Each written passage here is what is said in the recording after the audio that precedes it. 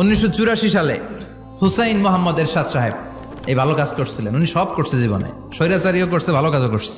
উনার কারণে আজ অবধি এই 84 থেকে আজ বাংলাদেশের রাষ্ট্রীয়ভাবে সাপ্তাহিক ছুটির দিন কোনটা?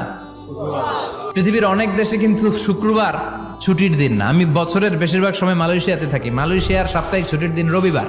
খ্রিস্টানদের সাথে অনেক বিজনেস, তো তারা যদি শুক্রবারে ছুটির দিন করে তাহলে সপ্তাহে 2 দিন ব্যবসা বাণিজ্য কাটা পড়ে যায়। নিজেদের কারণে শুক্রবার বন্ধ, যাদের সাথে বিজনেস ওদের কারণে রবিবার বন্ধ। আমরা আলহামদুলিল্লাহ আল্লাহর দেয় পবিত্র দিনটাতে পেয়েছি জুমাবার। আলহামদুলিল্লাহ পড়েন আলহামদুলিল্লাহ। 3টা জুমা যদি কেউ মিস করে 2টা পানিশমেন্ট। এক হচ্ছে তবে আল্লাহ ফি কলবি, আল্লাহ অন্তরে মোহর মেরে দেয়। ভালো কথা ভাল লাগে না, নামাজ ভাল লাগে না, আজান ভাল লাগে না, ইসলাম ভাল লাগে না, শুধু মৌজ মাস্তি ভাল লাগে। এরকম আছে না নাই? জুমার নামাজে যায় না। আরেকটা হলো কুতিবা মিনাল মুনাফিকিন, মুনাফিকদের খাতায় নাম তুলে দেয়। আল্লাহ হেফাজত করো।